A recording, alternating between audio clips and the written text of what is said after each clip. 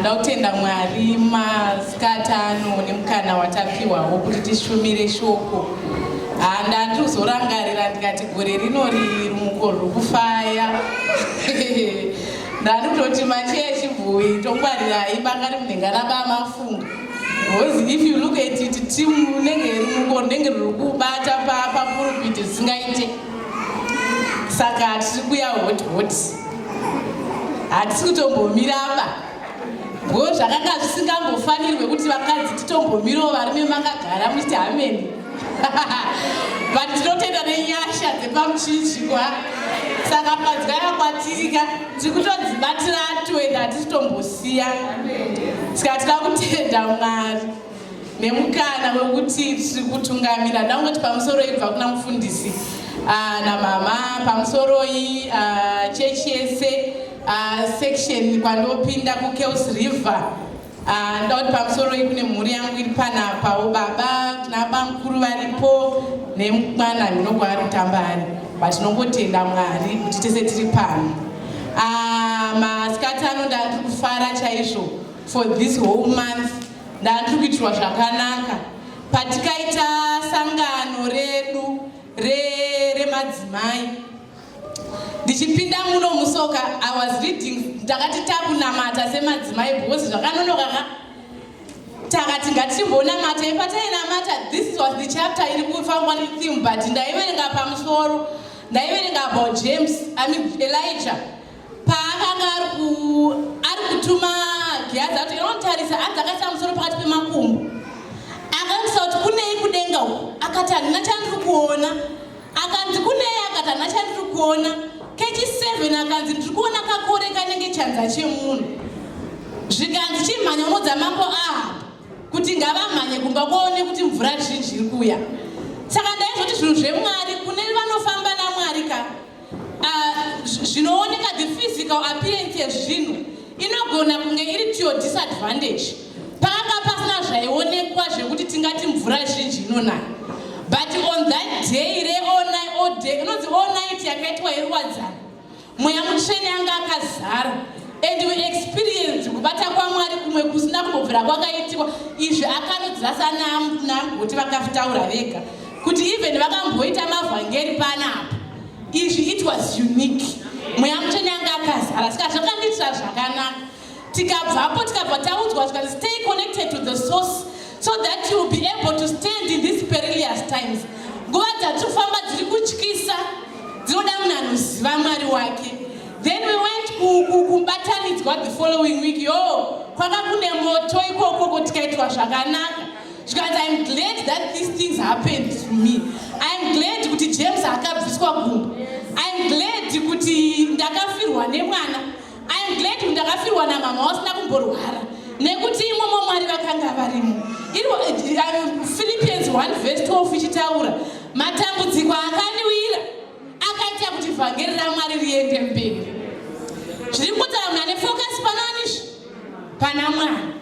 Tabva tauya kuno kuchechi last week pari kutaura nyaya yekuvagamba kuti uri mukristu akaita sei. Ndasana mai mani makati nini vhangeri rangu ka it's gonna be easy because kungoita revision because zvese zviripo zvirongotaura kuti muringomira panani pana Mwari wako. Nezuro kuruwadzano waizombodei kuri kutaurwa kunzi ruwadzano iri wakaripiwa naJehovha akakupa akakuti anharirire mauri. Umwe ane matalents 5, umwe ane 3, umwe ane 1, but mese you must work according to your ability. Kuti paanozouya achakuti iwe my faithful servant pinda muupenyu usingaperi. Kana kuti iwe uri wotaura kuti ndakanga ndisina mukana kana zvakanga zvimaimanya mwandanga ndisingavade saka handina kuuya anobva ati kumoto usingadzime. Saka the choice is yours. Takasaka tiri kungofamba kune vakanga vachingofamba vachingoya kuti hapana chiri kumbochinja apa. Ndozvatiri kungofamba tichingofamba kuti Mwari wedu ndiMwari wakanaka. Ini handina asi kungofamba nemwe thimu itsva. Ndingofamba nemusoro watakapiwa yekuti munosvike piko mune mufungo miviri. Kana Mwari ari Mwari ngaanamatwe, but kana Bhaari ari Bhaari munamate iye. Baba vedu muri kudenga, zita renyu ngarikudzwe, umambo wenyu Baba ngauwike. Baba wedu muri kudenga, zita renyu ngarikudzwe, umambo wenyu Baba ngausvike. Umambo wenyu gogomatisha muchifamba kuya kuzonamata. Umambo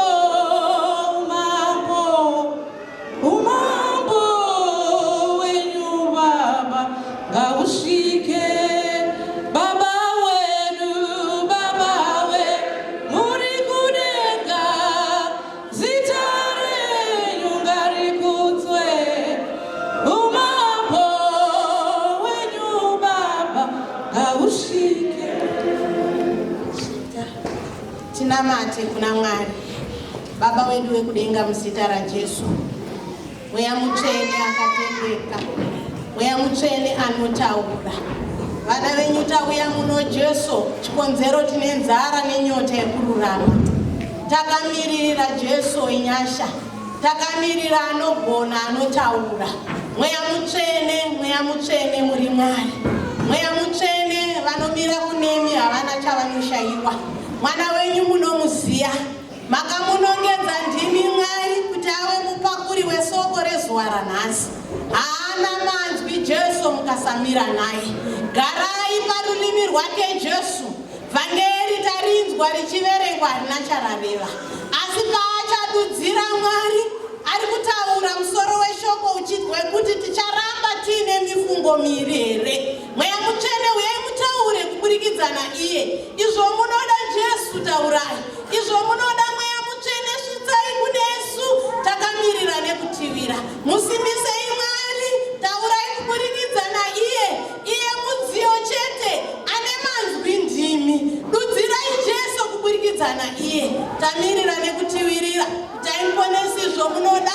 Tinokoya ndimi Jesu. Hamusakambotadza nguva dzese munotendwa. Mudziyo wenyu uyo Jesu, mudziyo wenyu uyu. Taurai Mweya, mbiri topa kunemi, zvitendo kunemi, rukudzo kunemi, nekuti munoramba muri Mwari. Ameni. Timu yedu yakasimudzwa nevabvumirwa pana 1 Kings 18:21 panotaurwa nyaya yaElijah kumashuroko anenge amboita zvinoshamisa. Anoona panoita kutadza panyika, then obva ati for 3 years anongoti mvura ngairege kunaya kusvika ndataura kuti inaye. Then ipapo Mwari vanomutungamirira kuenda anombogara murenje maanenge achipiwa chikafu, Mweya mutsvene achitaura naye ari ikoko kusvikawo Mwari paanoti simuka uende kushirika dzeZarefati. Yaanonosvika ikoko yoita munana kuti chikafu chinowanda chirikadzi yakuti handina zvakawanda zvandasava nazvo takungodya ine mwana wangu tobva tafa. But iye anone kuti anenge atumwa naMwari zvinonowandudzwa zvinhu zvodini zvowanda vorarama kuzosvika nguva Mwari anoti tinonda unozviratidza kuna Ahabhu. Anosvika onozviratidza kuna Ahabhu through Obhedhaya waanotuma kuti enda unoudza Ahabhu kuti tisangane. Anoenda ukatarisa Israeri yaitadzira Mwari zvisingamboiti. Yaiti ikambotadza ikarwadziwa yochema kuna Mwari yodzoka. Mwari anovamutsira munhu anovanunura. But they will still go back kukupi kuna Mwari. Ukaverenga kuna Judges chapter 3 inoti Mwari haana kubvisa kubva from the very first verse ukazoverenga uchidzika. Inoti Mwari haana kubvisa ndudzi dzose kuKenani. Akasiya dzimwe ndudzi kuti aedze nadzo vana veIsraeri kuti vanomuda here. Kuti Mwari haana kutendera kuti rudzi Kenani Israeri painopinda muKenani isvike Kenani iri clear iri right. But anotendera iye kuti mugare dzimwe ndudzi dzakanga dzina vamwari vavo mukati imomo. Anobva asiya dzirimo kuda kuona here kuti maIsraelites achandida nemwoyo wese. Ndudzi dzemuKenani dzakanga dzine vamwari vavo vadzainamata. Ukaverenga pavanopiwa mutemo vanodzimusa vana vamwe vamwari kunze kwangu. Vari kuudzwa vana veIsraeri musazonamata zvifananidzo kana chakavezwa nemaoko kana vachiudzwa zvese izvozvo. And then in this land yavanonopinda ine vanhu vanonamata vamwe vamwari vanovezwa zvinoitwa imomo. Vanoudzwa zvekare vana veIsraeri kuti mapinda muKenani musanoroore vakadzi vemo nekuti vachakusausai. Ndaiziva tika vakadzi tine simba tine power yekuti unogona kuchitisa mugoti maitiro anoita kuti anombokatanura bhacha achisauka achiparidza achidikitira. Kana maiki vada zvava mugoti vanogara pasi wozongonzi koti paimbori nemurume ainzi paimbori nemurume ainzi kwakaroorwa vanonzi maiki vakadzikamisa zvinhu. Saka vakadzi tine simba varume tinaro kuti watowana mukadzi wakasimba itotenda Mwari kuti makandipa ari right nekuti tinaro simba rekuti majaivhesi amunorova kune ngoma idzi munodzikama. Chechi ikanzi haina vabvuyo varipo but nekuti kuna ana mai vakapenga tinokudzikamisai. But totenda kuti rumukoro rwedu harina madzimai akadaro nemadzimai anomira kuti varume vaende mberi. Umwe padza kuti dai pasina vhesi rakanyorwa kunzi submit varume maiona moto. But nekuti pakangonyorwa kekunzi submit tinotombozvidzora totaiwa nekuti takanyorwa vhesi rekunzi zvideredzei todzora mabhireki. But tinogona kutoenda pamberi chaipo tinozvigona. But nevhesi riri mubhaibheri tinozozvidini zvedu kuti titeerere kuda kwaMwari asi tinozvigona zvamunoita tinozvigona. Zvakadzi musaroore vakadzi vemo musasangane navo vakadzi vavo nekuti vamwari vavo muchava chakukwezverai mwoyo yenyu kuti mude vanhu. Murume wangu ane hemasheti akaifarira kupfeka so akati andiroora ini ndakataiwa ende akatozvinzwisisa akatochitera nhasi masheti wayo haachapfeke taipiwo yemasheti wayo haachapfeke. Ahabhu anoti aroora Jezebheri. Kumashure kwaAhabhu kune vanhu vakatadza makings akatadza kwazvo. But Ahabhu anonzi akazoita zvakapfuuravo nekuti akaroora mukadzi anonzi Jezebheri. Ndopanoita kuti varumeka itotina tinozvigona. Chakatoti anyanyozoipisisa verengai bhaibheri kuti azoenda mberi pakuipa kupfuura vana Jerobhoamu kupfuura vamwe vekumashure inyaya yemukadzi waakaroora. Ndiye akawedzera kuti zvichipfuta moto. Chakazoitwa naAhabhu munyika yaJehovha anobva atoti amai Jezebheri anobva atovakira netemberi yekuti vamwari vaakabva navo kunyika kwavo vadini akagadzirwa kunamata vamwe vamwari zvinomuudza hachadza Jehovha. Ndo patinosvika apa manja pekuti Elijah anobva ati ngavauye tisangana. Vanosangana obva adedza hanzi 450 ende Jezebel akanga ane hutsinye, akanga asingade panonamatwa to the extent pekuti akanga achitourayisa maprofita. Unonzwa Obhadhaya achituma kunzi enda unodedza Ahabhu tisangana, akatya zvanziko Mwari akakubvisa indadzoka naAhabhu pano. Ndinozoita sei anondiuraya? Hamuna kuzvinzwa here kuti ndakatora maprofita 50 vamwe ndikaviga mubako vamwe ndikaviga, nekuti vakanga vatori panguva yekunzi vanofanira kushayikwa vanonamata Mwari. Ndo panouya Elijah anobva ati ngatisanganei, ari kutichiisa chipiriso paaltar. Imi torevo chenyu vakabvumirana zvialtar zvikaiswa, vakanzi chitanga imi mumboita zvamunoita zvese. Hapana anovesa moto, but Mwari wenyu ngaaburutse moto upise chibayiro ichi. Hanzi vanoswerera akati aiwa namatai kwazvo ndofunga pamwe Mwari wenyu ambodini, amborara kupi, imboitai. Hanzi vakazvicheka. They did all that they knew they could do kuti zvavanosimboita kwava Mwari wavo, but nothing happened. Ndo panosimuka Elijah oti chida ibva imatowedzera pane changu, ibva imadira mvura. Anobva achira nemakoronga maseti akati dirai mvura, mvura inodirwa. Anobva anamata kuna Mwari vanomunzwa, anonamata. This environment kai iri kuratidza kuti tainotora zvinhu zvaMwari hazvidi nhamba yakawandisa yevanhu. Taizonzwa kuevaluation yamukanzi woitaurwa pano namai manimwa vachiparidza, zvikanzi kusangano sevanhu vasina kubuda. Tikati hatiziso nguva yacho yatiri kuda kurarama. Shoko raMwari ukariverenga kuna Timothy, mazuva ekupedzisira nemazuva ekupedzisira vanhu vachasara vasina simba rekunamata, but waamufananidzo bedzi. Pamwe rinotaura richiti vanhu vachange vachida kunzwa zvinonyerekedza nzeve dzavo. Tikati zvino platform haisiriyo, kuyuna kuchiri kutaurwa Mwari wechokwadi wekuti kana uchida unongorova road wodini woenda, kana uchida unogara urimo. Taramba makristu anoteta zvinhu zvaMwari, makristu ada kunyengedzerwa, anoda kubatwa sezaiso, achiumbiridzwa tikuda kunamata Mwari nekuti hatisive pano. Bhaibheri kunoti kunyange tiri panyika, but we do not belong to this land. Saka our systems hatitongwe nezvenyika inoi, but totongwa nemasystems edenga. Elijah akanga akamira ari 1. There were 450 prophets dzanga dzakamira.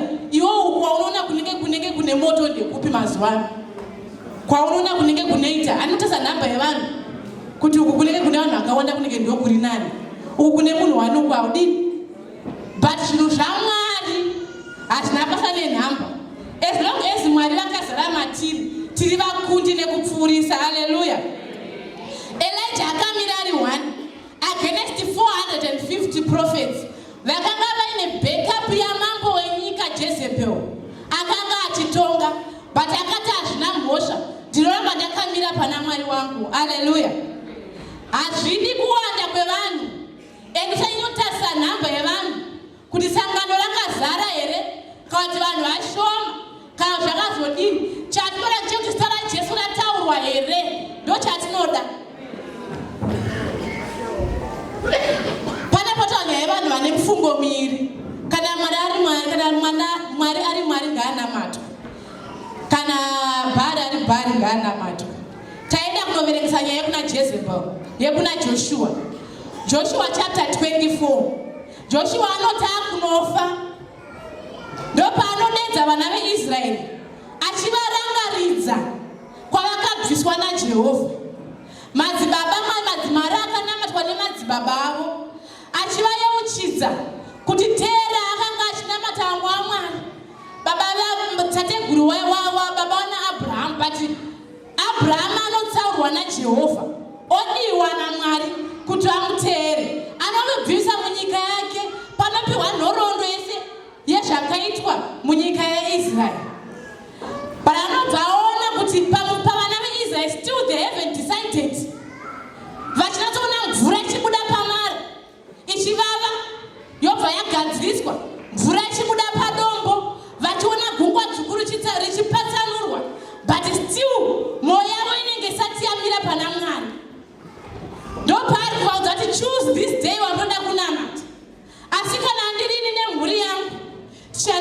Mwari mupenyu. Bheta pataenda kuna Luke pautanya yekutera Jesu. Hanzi kana munhu akabaya gejo mumunda akacheuka kumashure haana kufanirwa nerwendo. Mufungo muiri kuna James chapter 1 verse 8. A double-minded person is unstable in all his ways. Munhu asingazive kuti anoda Mwari here kana kuti haamude, his wayward nguva dzose, haana kuti tsvikiti. Kana muchechi munhu yaanokonzeresa because haazive zvinhu zvaanoda. Munhu ari kutaimira kuti zvikaita muchechi ndinenge ndiri kupi, ndinenge ndiri kuchechi. Saka munhu he doesn't commit muchechi. Pana mwana wekuti haadi kuzoti kurwadzana ari kwere, nekuti rwadzano rukambodzi dzinorengerwa netsa haadi kunge arimo. Akati mheno vanoendako haana kuchibvuvi, haadi kumira panenge pane chibvuvi. Kana zvikadai kuti mheno nakare munenge vari kutungamira. Izvozvo that attitude yegwara